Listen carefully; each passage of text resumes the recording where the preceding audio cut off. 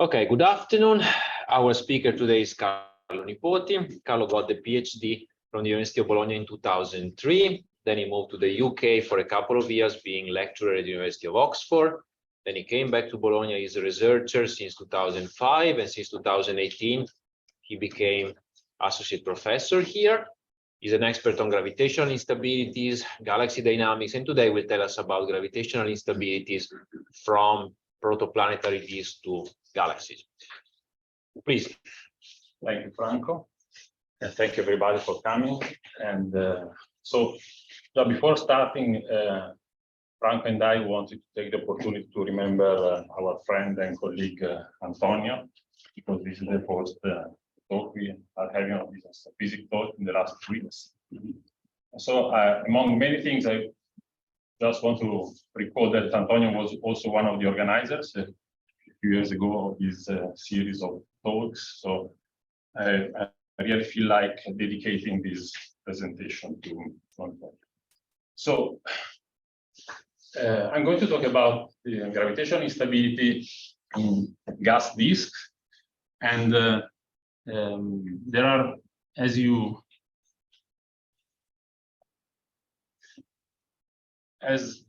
I'm sure you already know, there are many applications in astrophysics in which this gravitational instability, and I'm talking about the local gravitational instability in gaseous disks, is important.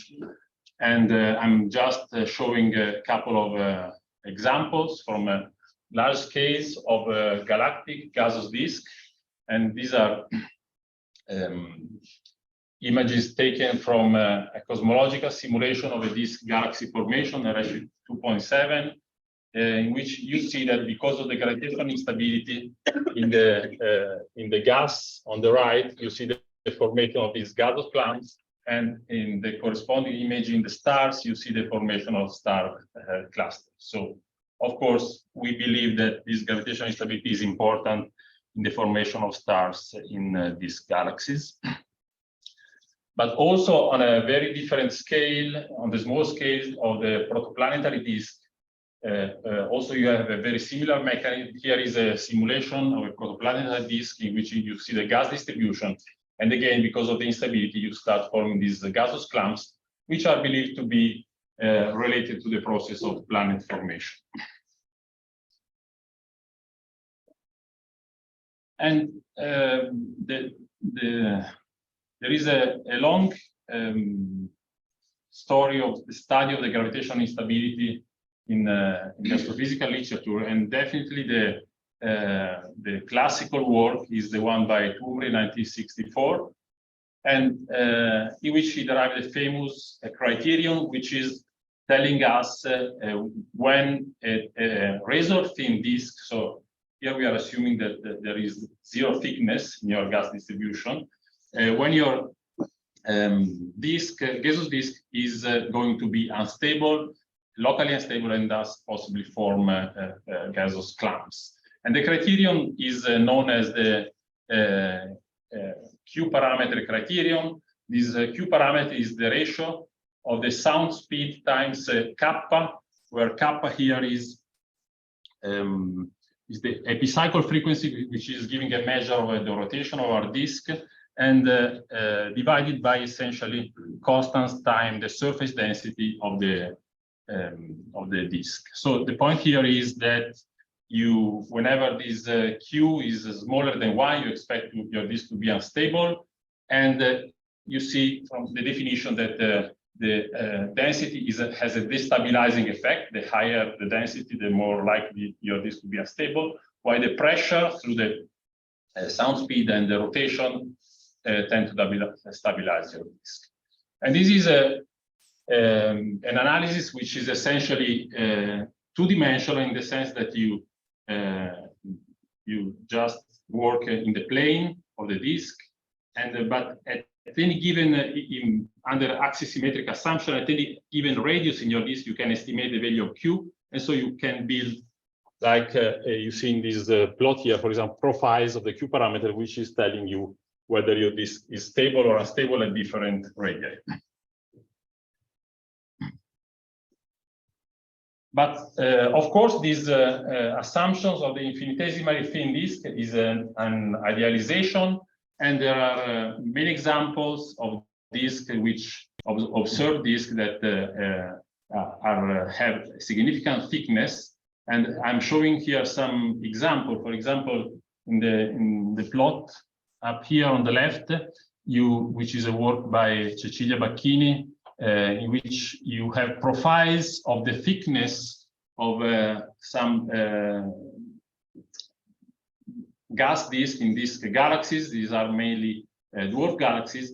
And if you look at the numbers, for example, up here you have WLM, you see that the thickness, the typical scale out of the disk, is a significant fraction of the radius. For example, here you have something like 0.3 kiloparsec, where your radius is between 1 and 2 kiloparsecs. So for this kind of system, for example, you definitely cannot assume that your disk is infinitesimally thin. But there are several other examples. For example, high redshift galaxies tend to have disks that are significantly supported also by dispersion. That means they are not infinitesimally thin. And also from a theoretical point of view, this plot here is some model that James Binney and I did back in 2015. You expect that even in proto-galaxies, because of the shallow potential well of the small halos, you expect that the disks that are forming in these proto-galaxies, the gaseous disks are going to be thick. And also, again, this is taken from the work by Bacchini et al. There is another indication that the 3D structure of this gaseous disk is important. That if you look for correlation between the gas density and the star formation rate density, you find a very nice correlation between the volume densities, and even better correlation than the famous Kennicutt-Schmidt correlation between the surface densities. So this is again telling us that it is important for the instability to look at the intrinsic gas volume density. And again, to show you the example on the other scale, on the small scale of the protoplanetary disk, here you see an example of maps of a protoplanetary disk, which is, in this case, seen edge-on. So the distribution that we are seeing are not due to the projection, but are actually a measure of the thickness of the distribution. And in particular, there are different contours and maps here, but if you look at the contours in the left and in the right panel, these are tracing the distribution of the molecular gas and of the dust in this kind of disk. So again, this I mean, if you want to model this kind of systems, you need something which is not an infinitesimally thin disk. So what about gravitational instability in a thick gaseous disk?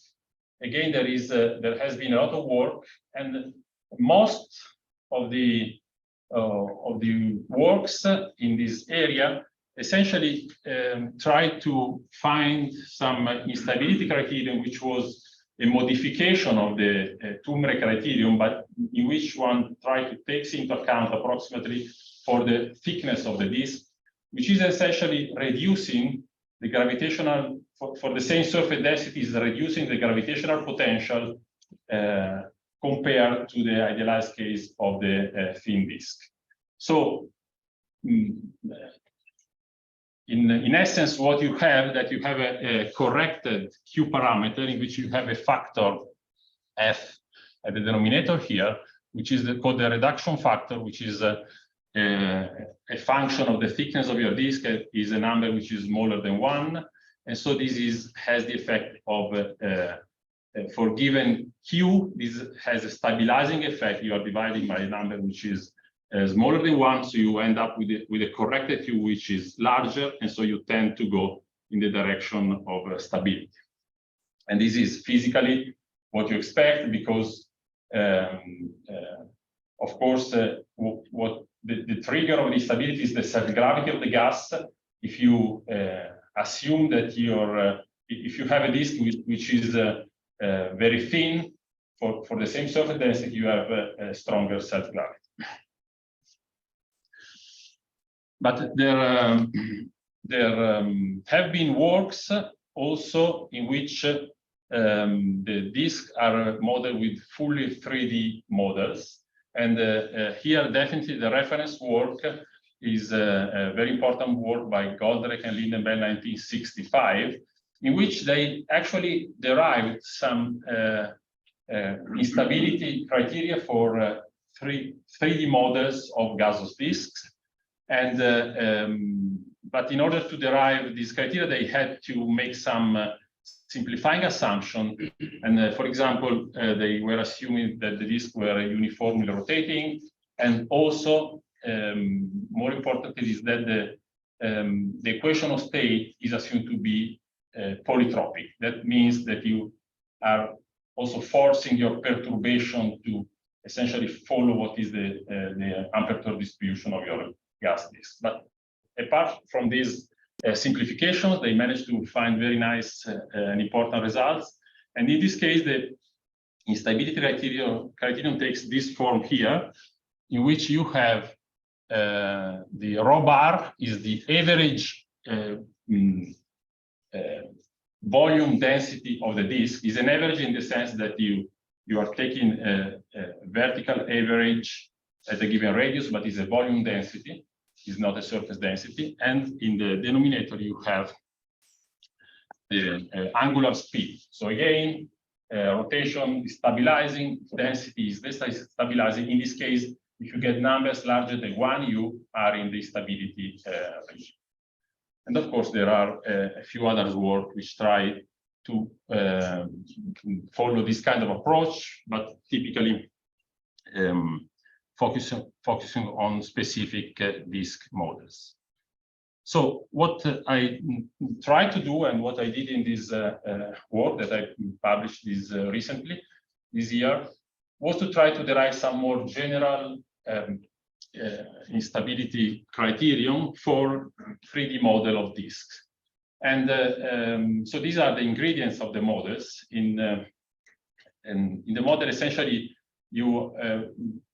I'm not specifying, I mean, this model is axisymmetric, but I'm not specifying the properties apart the fact that the density depends on the cylindrical radius and the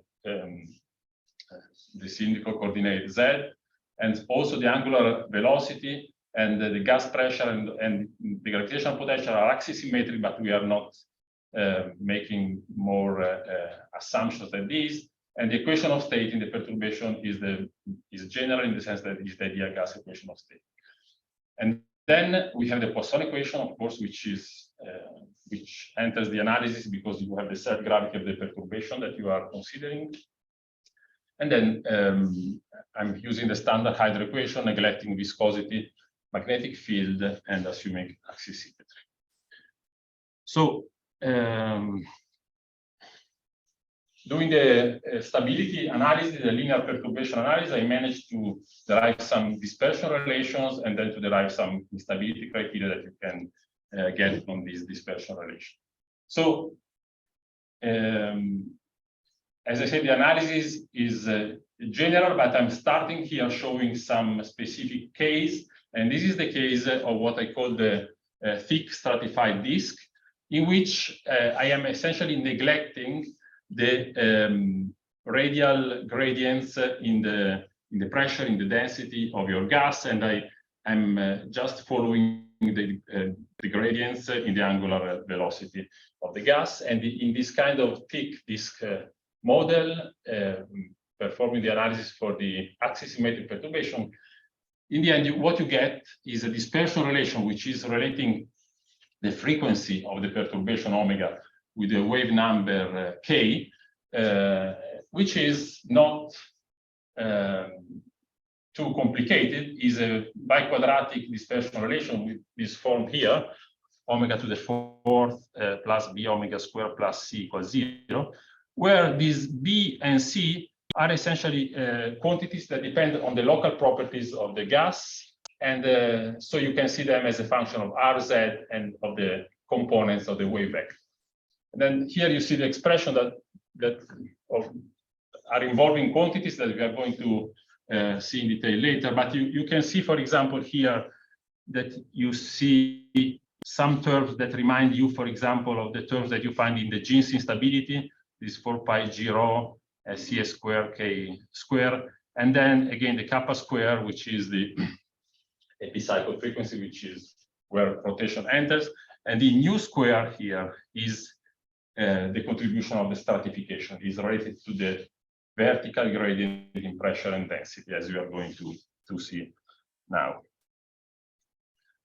So, analyzing the dispersion relation, you end up with an instability criterion, which you can express in a form that reminds of the Q parameter. If we define the Q3D parameter, the 3D analog of the Toomre Q parameter, in this way, you have is a sufficient condition for instability when this Q3D is smaller than 1. And what are the quantities that enter in this Q3D? Again, in the denominator, we have the volume density of the gas. As usual, you expect higher density to be destabilizing. And in the numerator here, we have kappa square, the epicycle frequency, where rotation enters, nu square, which, as you see here, is defined, is a measure of the vertical gradients of the density and pressure of the gas. So this is the stabilizing effect of vertical stratification, plus a term here, which is CS, the sound speed, times the inverse of Hz, where Hz is a measure of the thickness of your disk. And I have to say that this is a parameter Hz which is not fully constrained by the model. And we see later that there is a way to determine a fiducial value in which you can estimate what the typical estimate of this Hz is. And similar. Carlo, sorry. Yes. Of this vertical gradient, I naively understand, is the stronger gradient stabilized. Yes. And having a stronger gradient in that direction, maybe you need to have this that is more similar to a razor fin, that is most of the density and most of the pressure are confined near the plane. That's the point. Yes, it's also true. Yes, we are going to see later with an example, maybe better, but it's also true that a well-behaved, let's say, well-behaved disk, if you look at the distribution in the vertical direction, you expect to have essentially to be continuous in density, to have zero gradient in the mid-plane. Okay, so this is again another fact that we will see that makes the instability strongest in the mid-plane. And whenever and in the outer parts, it's very steep. This is also the density is low, but there are many reasons why your instability is going not to be effective. Okay.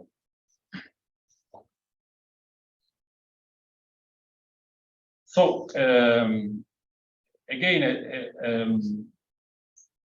as a consequence of the analysis of the dispersion relation, I'm not going into details here, but we have seen before a sufficient criterion for instability. There is also, you can also derive a sufficient criterion for stability, which is expressed by this relation here.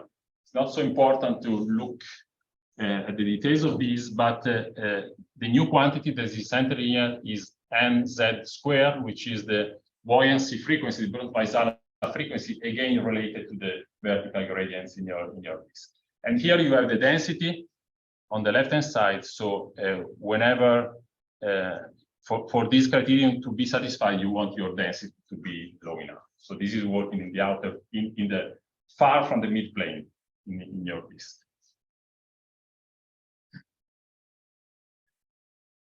So as a case study, I'm now going to applying this criteria to possibly the simplest possible disk, thick disk model, but which is also a very interesting model, the model in the so-called isothermal slab model introduced by Spitzer in 1942, in which you essentially find a solution for your disk to be vertical hydrostatic equilibrium with being isothermal, so that the temperature doesn't change with the height in the disk. You are solving the Poisson equation plus the hydrostatic equilibrium equation. You find a solution which was originally given by Spitzer, in which your density rho as a function of height from the midplane Z is this sec h square function.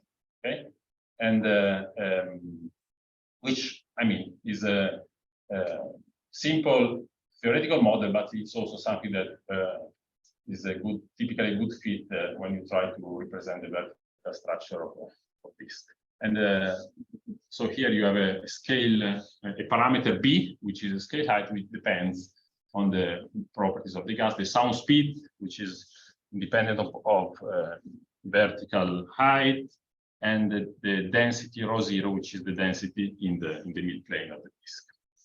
And so in the plot you see the density distribution in all the plots I'm showing now. Here we have here, for example, we have density as a function of z. So here we are moving away from the midplane. On the left we are in the midplane, and on the right we are far from the midplane. Okay? We are essentially focusing at a given radius in our disk, and we are just discussing what happens if we move in the vertical direction. Okay.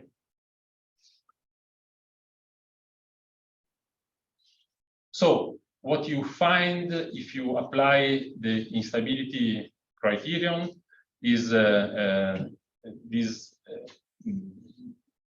this kind of result, and the two plots are essentially the same with just two different assumptions on the way you on the parameter Hz. In one case, Hz is comprising 60% of the mass surface density. In the other case, 80%, just to see the difference. But what you see here, again, when Q3D is less than 1, you are in the unstable regime. Above 1, you are stable with the question mark, because the criterion is always sufficient. So we are not proving that there you are stable, but you know that down here you are unstable. And what you get in the end is that, depending on the value of Q, this is the 2dQ at a given radius. This is a measure of rotation and surface density of the disk at that radius. And then for given Q, I can see how Q3D varies with Z. And again, the instability conditions are met in the center and are not met in the outer parts. And here you see the same for a different definition of Hz. Qualitatively, you find the same behavior. So different values of Q, you can think of them as different disks, but also of different radii in the same disk, where if you build a Q profile, you find different values. And combining the instability criterion and the stability criterion, you, for example, assuming for Hz what we think is the fiducial value, H 70%, you find this kind of plot in which, again, here we have the distance from the midplane, height from the midplane. The red part is where you expect instability. The green part, where the stability criterion is telling us that you are stable against this local perturbation. And then you have a yellow part here in which you cannot tell based on these criteria. And so this is showing us that, as you might also expect, the instability, if the conditions for instability are more easily met close to the midplane, and it's very hard to have instability far from the midplane. And yes, this is a plot in which I want to compare with the other works in which the other approach was used to correct the 2D model, because using the reduction factor depending on the thickness. So I can essentially compress the information that I have in 3D into a single parameter, which is a critical value of Q. And for my model, this critical value is here between 0.6 and 0.7. These are the values that you find in these other models. But the important point here is that the Toomre critical value is 1, is up here. So all these models are telling us that when you consider the vertical structure, if you use the Toomre parameter, you are essentially overestimating the instability in your system. Actually, because of the thickness, you tend to have a lower value. This depends on the specific, the number depends on the specific disk model. This is for the isothermal slab. If your disk has a isothermal vertical distribution in hydrostatic equilibrium. So, in this paper, I also derive an instability criterion, a full dispersion relation for a more general model, baroclinic model, in which your angular velocity is a function of both r and z, and so all quantities entering the dispersion relation depends on both r and z, just axisymmetric, and you can derive also in this case a criterion, which is, for example, an instability criterion here, which is involving essentially the same quantities that we have seen before. And in principle, you can apply not only to a disk, but even to a spheroidal rotating distribution of gas. Okay, so these are my conclusions. I have performed an analytic study of the local gravitational instability in rotating stratified fluids, and have derived fully 3D dispersion relations and instability criterion. Probably the most useful criterion is this sufficient criterion for instability with this Q3D parameter, and any given radius and vertical height in your thick disk, you can use this to estimate if there at that location your disk is going to be unstable. And in the definition of this Q3D parameter, we see that in addition to the stabilizing effect of rotation, we have the stabilizing effect of the stratification in this new square parameter here. And when you apply these to, for example, to isothermal model, you find that the stability is more likely near the disk midplane. And also an important final point is that if you ask yourself what is the typical size of the perturbations that you expect to grow, is of the order of the vertical height. So the clump, you might expect that the clumps that are forming have the size similar to the thickness of your disk. Thank you very much.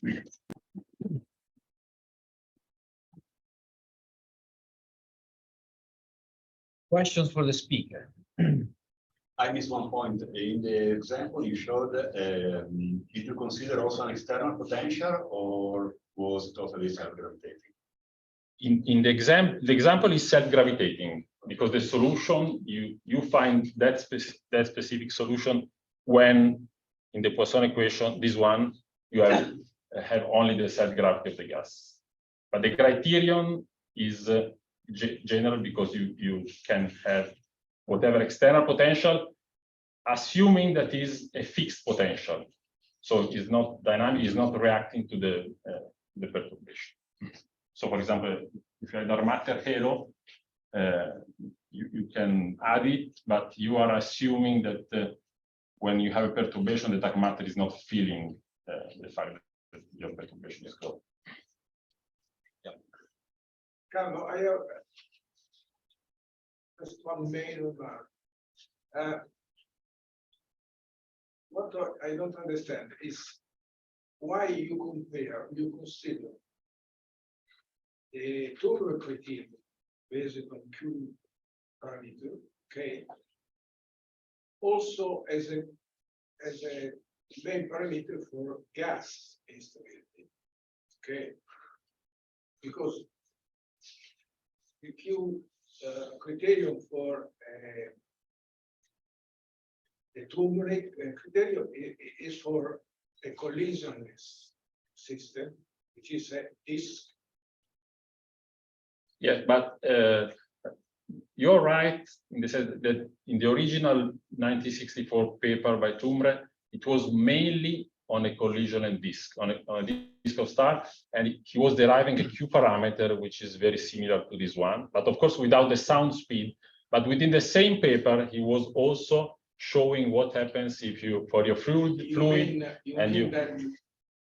criterion also would also remain for collision. gases. Yes, gases. yes. Essentially, it's the same if you replace the sound speed there with the velocity dispersion of the stars plus a numerical factor. Yes. Okay, but this is a gravitational instability. In sense, Yes. when you speak about instability, gravitational instability, I mean what? Instability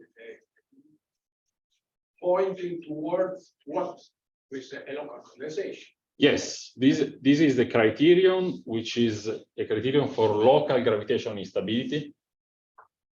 We have to say that all this analysis I was showing formally is for axisymmetric perturbations. So this is assuming, in fact, that your perturbation is a ring, essentially, okay, both in the 2D and the 3D case. Form a sequence of blobs. Yes, but then you expect that your ring might fragment it and forms blob of size similar to the thickness of the ring.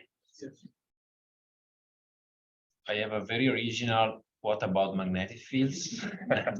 Like, I don't know, in the Milky Way, depending on the height of the disk, magnetic pressure can be 100 times, 10 times more than the gas pressure. Same for the cosmic ray. Is there a way in which you can incorporate it with like an equation of state or something and do more or less the same? I don't know. Well, yes, I think also there is some work in which they combine both self-gravity and magnetic fields. It's something you can do. I've done in the past studies of instability of magnetized rotating gas, but without self-gravity. Now this is with self-gravity. I didn't try to put everything together, but Next yes. paper. Okay. Yeah. Could you adapt your model to include dynamic potential, so spiral arms, the bar? Because you said Well, that yes, yes, not- yeah. yeah. Yeah. Size- By the way, I have to say there have been a few works in the past in which they have considered the combination of the, for example, of a stellar disk and of a gaseous disk, and typically, if you allow your external potential to be dynamical to react to the perturbation, you tend to favor the instability again, because now I'm assuming that the external potential is frozen, so it's staying there. But of course, there is an overdensity. Also, for example, the stars of the dark matter are falling into the potential well of the perturbation, and so this is again deepening the potential well and favoring the instability. So it is possible. It has been done, for example, in the 2D models. Yes, it has been done. These are the In 3D, in 3D, no.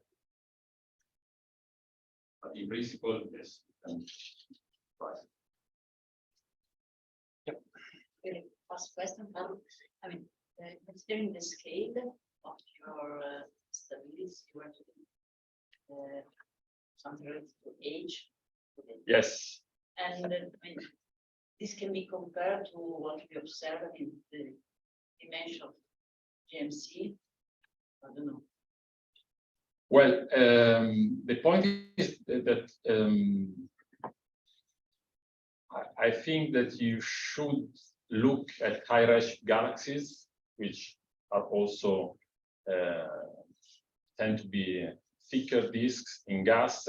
And then, in principle, there, yes, you might find a condition for your disk to be unstable, and there you might expect that the typical size of the perturbation. Sorry,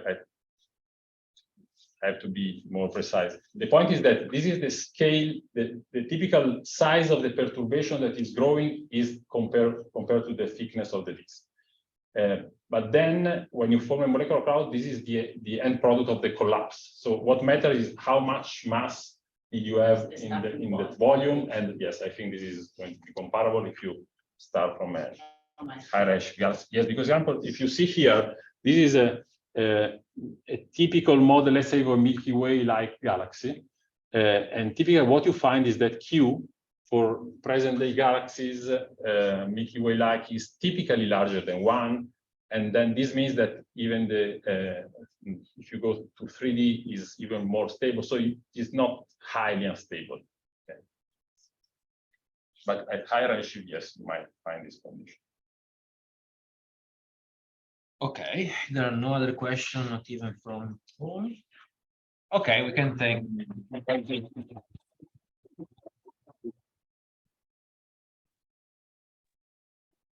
Bye.